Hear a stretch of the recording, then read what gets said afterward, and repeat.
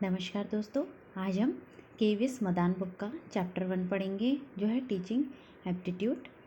इस चैप्टर में हमें कौन कौन से टॉपिक पढ़ने हैं वो हम देख लेते हैं। Education, teaching, learners characteristics, factors affecting teaching related to, methods of teaching in institutions of higher learning, teaching support system and evaluation system. तो ये 7 टॉपिक हमें इस चैप्टर में पढ़ने हैं। तो आइए सबसे पहले देख लेते हैं कौन सा टॉपिक है। सबसे पहले एजुकेशन के बारे में हम पढ़ेंगे। एजुकेशन की कुछ परिभाषा यहाँ पे दी गई है, वो हम देख सकते हैं। सबसे पहली जो परिभाषा है वो है एपीजे अब्दुल कलाम जी द्वारा दी गई। उनका कहना है कि टीचिंग जो है, शिक्षण जो है, वो एक ऐसा नोबल प्रोफेशन है जो किसी इंडिविजुअल के, किसी व्यक्ति के चरित्र को, उसकी क्षमता को और उसके फ्यूचर को शेप देता है, बनाता है।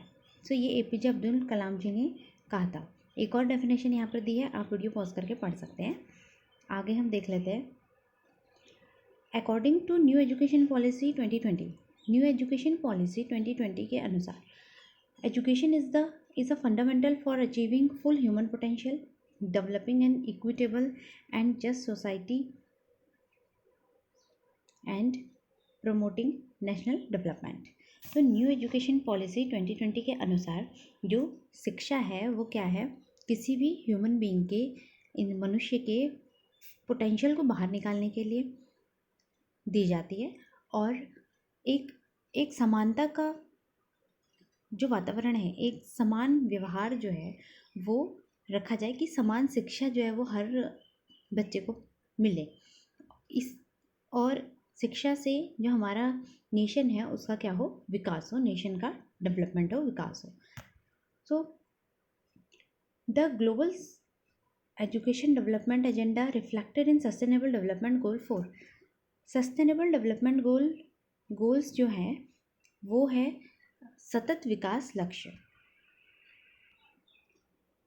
तो सतत विकास लक्ष्य जो है, इसमें सस्टेनेबल डेवलपमेंट गोल्स में कुल 17 गोल्स हैं जिनके बारे में हमें पढ़ना है।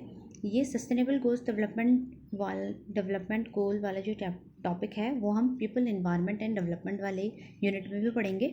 तो यहाँ पर हम थोड़ा सा हमें दिया गया है तो इसके बारे में हम थोड़ा सा पढ़ लेते हैं। हमें यहाँ पर सस्टेनेबल डेवलपमेंट गोल 4 के बारे में बात की गई है। सस्टेनेबल डेवलपमेंट जो गोल्स हैं वो कितने हैं, टोटल 17 गोल्स हैं। इन पर क्वेश्चन आता है, ये इम्पॉर्टेंट है, तो ये हमें गोल्स याद रखने हैं। 17 जो गोल्स हैं वो हमें याद रखने हैं। ओके, सो जो सस्टेनेबल डेवलपमेंट गोल्स है इसके विषय में, इस पर्टिकुलर टॉपिक में हमें क्या दिया है वो पढ़ लेते हैं। सस्टेनेबल डेवलपमेंट गोल 4 के बारे में यहाँ पर बात हो रही है। तो सस्टेनेबल डेवलपमेंट गोल 4 जो है वो क्या है, क्वालिटी एजुकेशन, जो कि एक गुणवत्तावान शिक्षा जो है उसकी बात करता है कि शिक्षा जो है उसमें क्या हो, क्वालिटी हो, उसकी बात करता है। सस्टेनेबल डेवलपमेंट गोल 4, सतत विकास लक्ष्य। ओके, तो sustainable development goal 4 of the 2030 agenda of sustainable development adopted by India in 2015। तो 2015 में इंडिया ने सस्टेनेबल गोल डेवलपमेंट के एजेंडा को क्या किया था, अडॉप्ट किया था। ओके, इसमें क्या बात हो रही है गोल 4 में, कि शिक्षा कैसी हो, इंक्लूसिव हो, समावेशी हो और इक्विटेबल क्वालिटी एजुकेशन हो। मीन्स समान गुणवत्तापूर्ण शिक्षा जो है वो क्या हो, सबको मिले, और क्या हो, शिक्षा में लाइफ लॉन्ग अपॉर्चुनिटीज़ जो है वो बच्चे को प्राप्त हों, जिससे कि वो अपने उसका जो फुल पोटेंशियल है उसको बाहर ला सके। तो ये है सस्टेनेबल गोल डेवलपमेंट 4 के बारे में, शिक्षा के विषय में, कि शिक्षा जो है वो किस तरह की होनी चाहिए। ओके, टाइप्स ऑफ क्वेश्चन इससे आते हैं कि why is decided by philosophy, कि क्यों हमें शिक्षा प्राप्त करनी है, वो कौन डिसाइड करेगा, फिलोसफी। एंड हाउ, कैसे का जो उत्तर मिलेगा हमें साइकोलॉजी से मिलेगा। एंड व्हाट, क्या हमें शिक्षा में हमें किसी इंडिविजुअल को क्या देना है, तो वो हमें कैसे पता चलेगा कि हमारी सोसाइटी की नीड्स क्या हैं, सोशल नीड्स क्या हैं। तो उससे हम शिक्षा को, ये हमारे शिक्षा के क्या है, आधार है। सो हम कह सकते हैं कि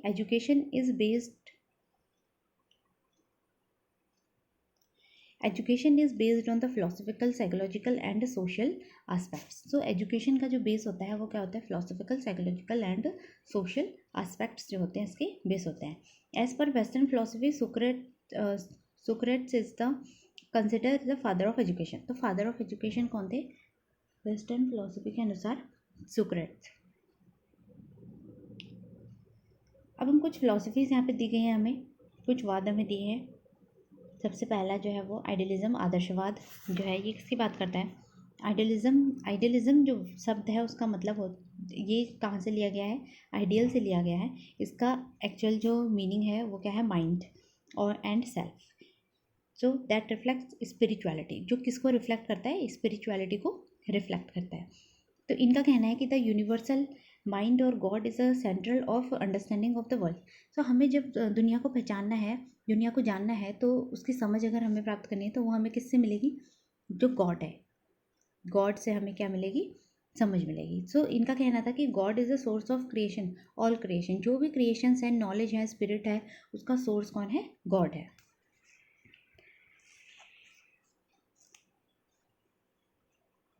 नेक्स्ट जो हमारा वाद है वो है नेचुरलिज्म, जिसे कहते हैं प्रकृतिवाद। ये नेचुरलिज्म जो है वो किसकी बात करता है? नेचर की बात करते हैं कि जो भी हमारा ज्ञान है हमें किससे मिलेगा? नेचर से मिलेगा। इनका कहना है कि हमारे जो सेंसेस हैं वही गेट में है नॉलेज का, and nature is the source of all knowledge. इनका मानना है कि नेचर ही जो है वो सारे नॉलेज का क्या है? सोर्स है। फिर है प्रैग्मेटिज्म। प्रैग्मेटिज्म प्रज्ञानवाद। ये जो है इसका मीनिंग जो होता है ग्रीक में, ग्रीक वर्ड है और इसका मीनिंग है प्रैक्टिस एंड एक्शन, और एक्शन कि बच्चा जो है जितनी ज़्यादा प्रैक्टिस करेगा, जितने ज़्यादा एक्टिविटीज़ में इन्वॉल्व रहेगा, वो उतना ही ज़्यादा सीखेगा।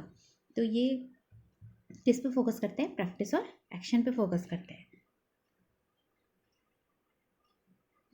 तो प्रैग्मेटिज्म फोकसेस ऑन एक्टिविटी और डूइंग। तो लर्निंग बाय डूइंग से इनका मतलब था कि जितना ज़्यादा बच्चा करेगा उतना ज़्यादा ही वो सीखेगा। मतलब लर्निंग बाय डूइंग मीन्स करके सीखना। जितना ज़्यादा उसको हैंड्स ऑन एक्सपीरियंस दिए जाएंगे उतना ही ज़्यादा बच्चा जो है वो क्या करेगा?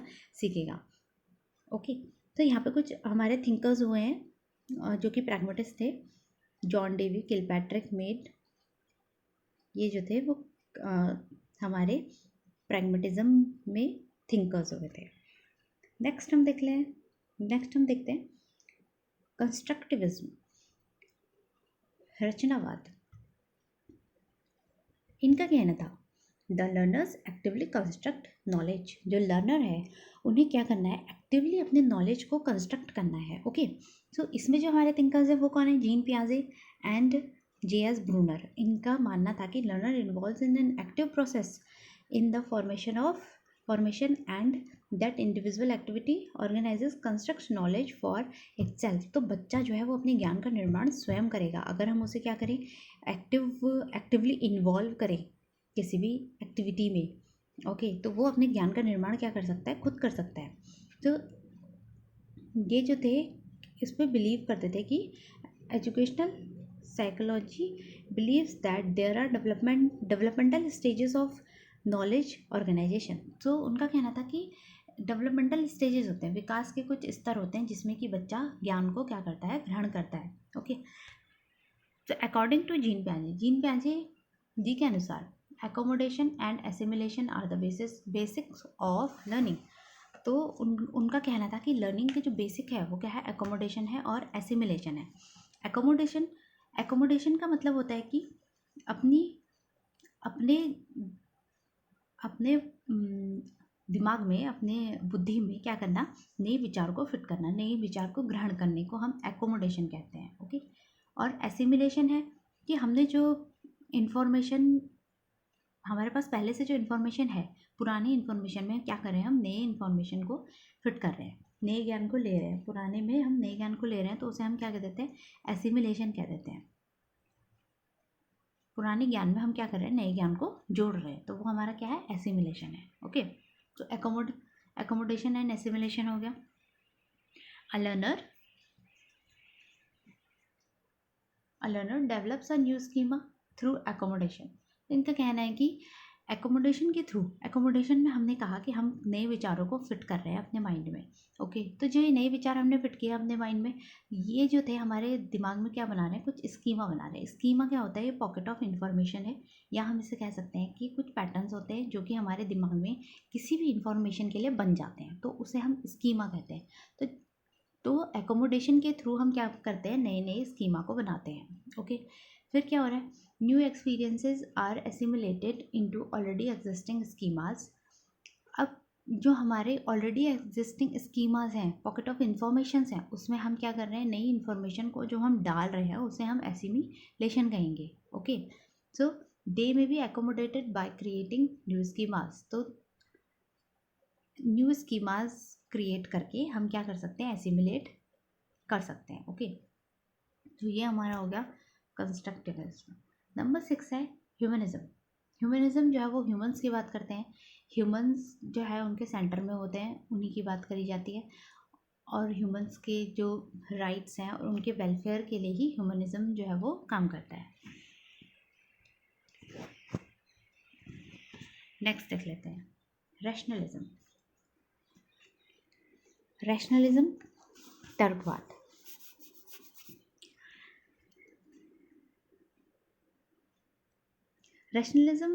Rationalists claim that there are significant ways through which our concepts and knowledge gain independently through our sense experience. Okay.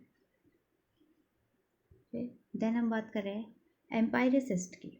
Empiricist they claim that sensory experiences are the ultimate source of all our concepts and knowledge. तो sensory organs, sensory जो experiences हमें हो रहे हैं वही जो है हमारे नॉलेज और कॉन्सेप्ट्स का क्या है, केंद्र है, उसी से हम नॉलेज और कॉन्सेप्ट्स को ले रहे हैं। एम्पायरिसिस मतलब अनुभववाद, जो भी हम अनुभव कर रहे हैं, जो भी हमारे एक्सपीरियंसेस हैं, जो भी हमें अपने सेंसेस के थ्रू हो रहे हैं, वही हमारी नॉलेज का क्या है, सोर्स है।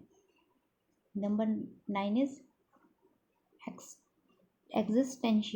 एग्जिस्टेंशियलिज्म, अस्तित्ववाद।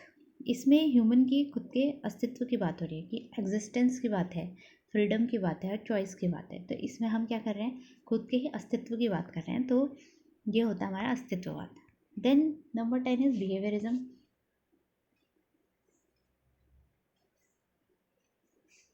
बिहेवियरिज्म कहता है कि हम किसी भी मनुष्य को या किसी इंडिविजुअल को कंडीशन करके सिखा सकते हैं, लर्निंग सिखा सकते हैं, उसके बिहेवियर में चेंज ला सकते हैं। ओके, सो इसके जो फिलोसोफर थिंकर्स हैं वो हैं जैसे E.L. थॉर्नडाइक हो गए। उन्होंने जो थे वो कुछ नियम दिए थे जिससे कि लर्निंग को कराया जा सकता है। तो सबसे पहला जो उन्होंने नियम दिया था वो है law of exercise, then law of effect. Law of exercise का मतलब कहने का है कि रिपीटिंग कंडीशनड रिस्पॉन्स। तो ये स्टिमुलस और रिस्पॉन्स की बात कर रहे हैं कि जैसा स्टिमुलस होगा उसी तरह से जो पर्सन है वो क्या करेगा, रिस्पॉन्स करेगा। ओके, तो इनका कहना है कि कंडीशन करके स्टिमुलस से हम रिस्पॉन्स को ला सकते हैं और लर्निंग करा सकते हैं, और जितना ज़्यादा प्रैक्टिस होगा उतना ही ज़्यादा जो है वो सीखेगा कोई पर्सन। देन है law of effect. Law of effect is the principle of reinforcement and punishment. तो किसी को पुनर्बलन देना, रीइंफोर्समेंट मीन्स पुनर्बलन एंड पनिशमेंट देना। तो उससे क्या होता है कि हम किसी को जो प्लेजर्स दे रहे हैं और जो पेन्स दे रहे हैं उससे क्या होता है, उसके बिहेवियर डिसाइड होता है कि वो फ्यूचर में कैसा बिहेवियर करेगा। ओके, तो ये था behaviourism. Next is gestalt psychology. तो गेस्टाल्ट साइकोलॉजी जो है वो किसकी बात कर रही है, ये कहते हैं कि whole is greater than the sum of its parts. Okay, तो ये गेस्टाल्टिज्म जो है वो इनसाइट की बात करते हैं, इंसान के सूझबूझ की बात करते हैं कि समझ से जो है वो व्यक्ति जो है वो किस तरह से अपनी सूझबूझ से वो किस तरह से बिहेव करता है। Okay, next is that eclectic philosophy. Eclectic philosophy means सार संग्रहवाद। Eclectic philosophy is nothing but the fusion of knowledge from all sources. तो ये इलेक्टिक जो फिलॉसफी है ये कुछ नहीं है, बस क्या है कि सारे सोर्सेज से जो उन्होंने नॉलेज लिया है उसको कंबाइन कर दिया कि it is a peculiar type of educational philosophy that combines all good ideas and principles from various philosophies. अलग अलग फिलोसफीज़ की जो आइडियाज़ थे, गुड आइडियाज़ थे और जो प्रिंसिपल्स थे उनको मिला के एक फिलोसफी बना दी गई जिसको कि सार संग्रहवाद कहा जाता है।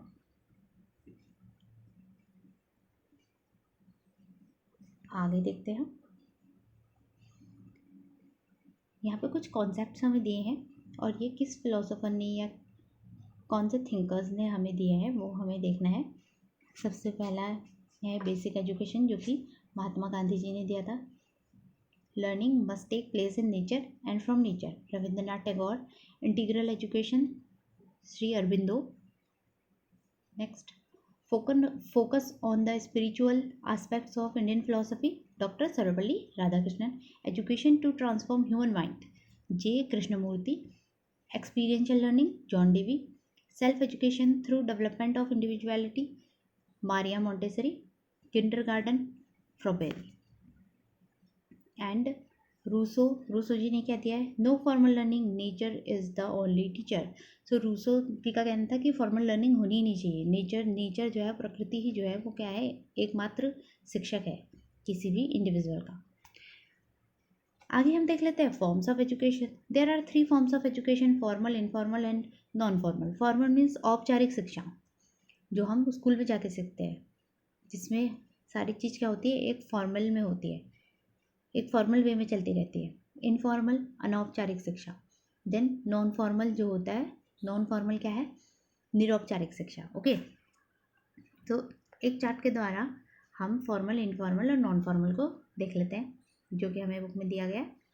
सबसे पहला है formal education. Pre planned and organised होता है, ये पहले से प्लान्ड होता है कि हाँ हमें स्कूल जाना है, इतने बजे जाना है, सब प्लान होता है कि कौन सा पीरियड कब पढ़ेंगे हम, क्या हमें पढ़ाई करनी है। सो ये प्लान्ड है और ऑर्गेनाइज्ड होता है कि ओके। तो स्कूल और कॉलेज में जो हम शिक्षा लेते हैं उसे हम फॉर्मल शिक्षा कहते हैं। इनफॉर्मल होता है जो कि इनडायरेक्ट होता है और स्पॉन्टेनियस होता है। इसमें क्या है कि हमारे डे टू डे एक्टिविटीज़ जो हम अपने घर में करते हैं या अपने कम्युनिटी में करते हैं, अपने चारों तरफ करते हैं, तो वो सारी जो होती है वो इनफॉर्मल एजुकेशन हो जाती है हमारी, जो हम अपने फैमिली से सीखते हैं या हम अपने दोस्तों से सीखते हैं या इधर उधर से सीखते हैं, तो वो हमारी इनफॉर्मल एजुकेशन हो गई, अनौपचारिक शिक्षा। नॉन फॉर्मल एजुकेशन, निरौपचारिक शिक्षा जो होती है वो ओपन सिस्टम, जो भी है हमारा ओपन एजुकेशन, जहाँ से भी हम ले रहे हैं, जिससे हमें एक डिग्री तो मिलती है, लेकिन एक ऐसा नहीं, कंपल्शन नहीं रहता कि हमें स्कूल जाना ही है। फॉर्मल वे में हमारी पढ़ाई नहीं होती है, हमारे पर है कि हमें कब क्लासेस लेनी है। ऑनलाइन भी हमें इसमें कंटेंट मिल जाता है, तो ये काफ़ी फ्लेक्सिबल होती है, लचीला होता है कि हम कभी भी अपने मन से, अपनी मर्जी से पढ़ाई कर सकते हैं। तो ये हमारी नॉन फॉर्मल एजुकेशन हो गई। 3 तरह की एजुकेशन थी यहाँ पर। नेक्स्ट अब हम देख लेते हैं अबाउट टीचिंग, जो मेन हमारा टॉपिक है टीचिंग के बारे में। टीचिंग से ही जो है वो क्वेश्चंस आते हैं। ओके, सबसे पहले कॉन्सेप्ट ऑफ टीचिंग देख लेते हैं। टीचिंग का कॉन्सेप्ट क्या है?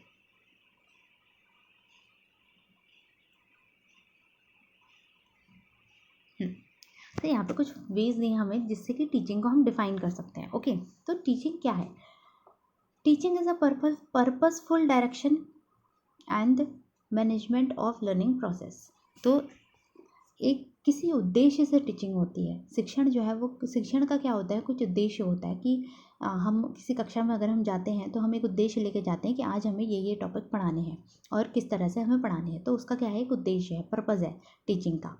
Okay, teaching is the process of providing opportunities for students to produce relatively permanent change. हाँ, ओके, यस, कि through engagement in experience and provided by the teachers. तो class में क्या है कि टीचिंग के थ्रू हम अपॉर्चुनिटीज़ दे रहे हैं कि उनके कैसे हो कि बिहेवियर में क्या है, चेंज आए। तो टीचिंग क्या है कि चेंज है, परमानेंट चेंज आए। Okay, change in behaviour. तो ये हमारी किससे आती है, टीचिंग से आती है। Teaching is a skilful application of knowledge and experience and scientific principles with an objective to set up an environment to facilitate learning. तो जो टीचर है वो क्या है, एक फैसिलिटेटर है। तो हमें क्या करना है, एक नॉलेज जो है वो देनी है बच्चों को कैसी हो, जो स्किलफुल हो, जिसमें कुछ स्किल हो, स्किलफुल एप्लीकेशन हो, और कैसी हो साइंटिफिक प्रिंसिपल्स के थ्रू हमें क्या करना है, बच्चों को सिखाना है, एक इन्वायरमेंट बनाना है जिससे कि क्या हो, बच्चों को हम सुविधा प्रदान कर सके जिससे कि वो उनकी लर्निंग हो। ओके, टीचिंग जो है, टीचिंग क्या है, teaching is a planned activity, planned है, इसमें हम पहले से प्लान करते हैं।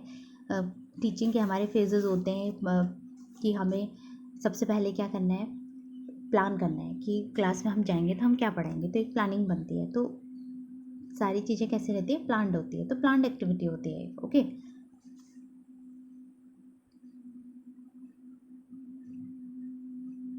ये तो हमने कुछ पढ़ा टीचिंग के बारे में।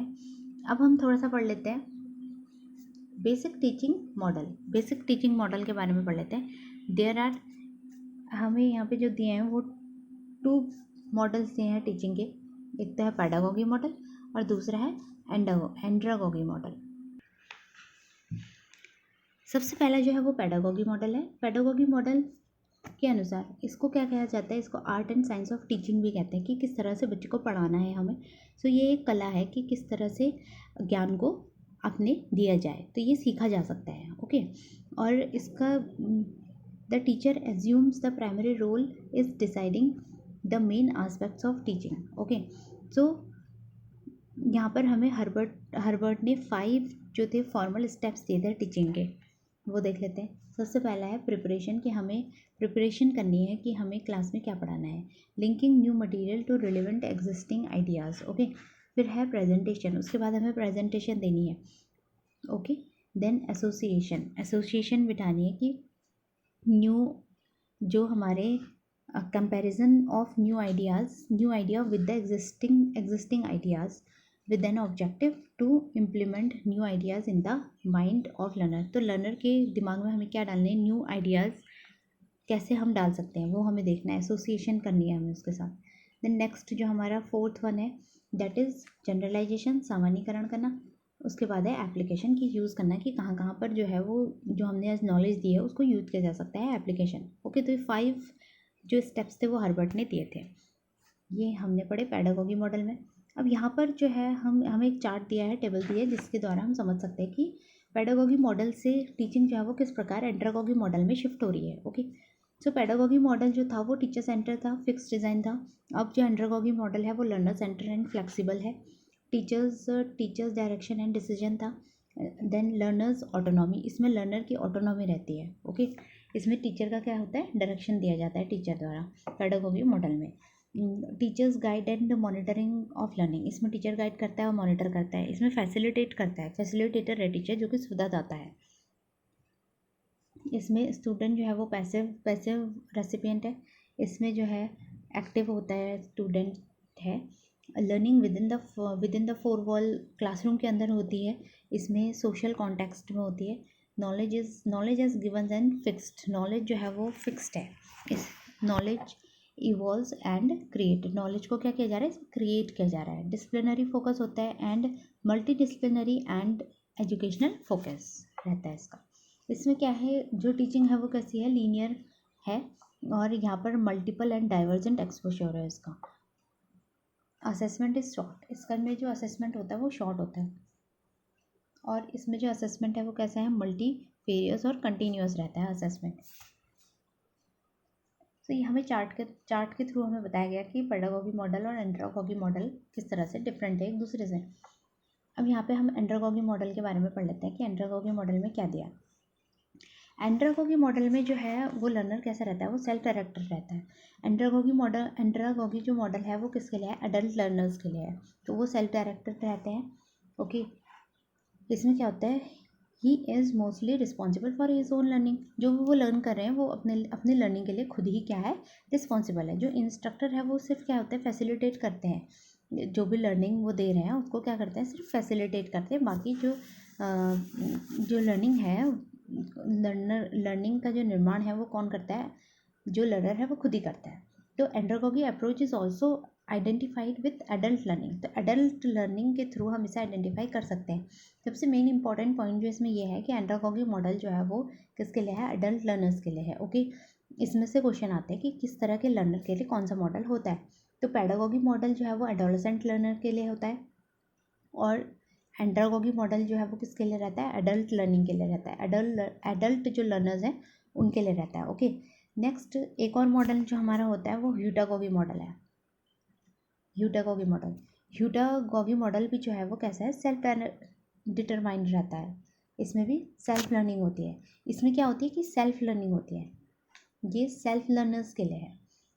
ओके, लर्नर को खुद ही पता होता है कि उसको क्या करना है, वो खुद ही प्रॉब्लम फाइंडर होता है, मोटिवेटेड रहता है।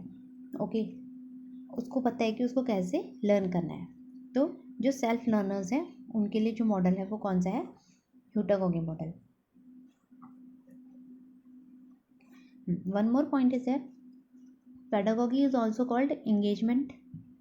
Okay, then andragogy as cultivation and heutagogy is realization. Okay, so इसके थ्रू हम समझ सकते हैं कि 3 तरह के मॉडल होते हैं, पैडागोगी, एंड्रागोगी एंड ह्यूटागोगी। पैडागोगी मॉडल जो है वो किसके लिए है, उसमें ट्रेनर जो है वो लीड करता है। ओके, और पैडागोगी मॉडल में क्या होता है, वो एडोलसेंट लर्नर्स के लिए होता है। देन एंड्रागोगी मॉडल है वो एडल्ट लर्नर्स के लिए होता है, वो सेल्फ डायरेक्टेड रहते हैं। ओके, देन जो ह्यूटागोगी मॉडल है वो क्या है, उसमें सेल्फ लर्निंग हो रही है, हम खुद से ही सीख रहे हैं, प्रॉब्लम फाइंडर्स हम खुद ही हैं। ओके, तो सेल्फ लर्निंग जिसमें होगी वो कौन सा होगा, ह्यूटागोगी होगा।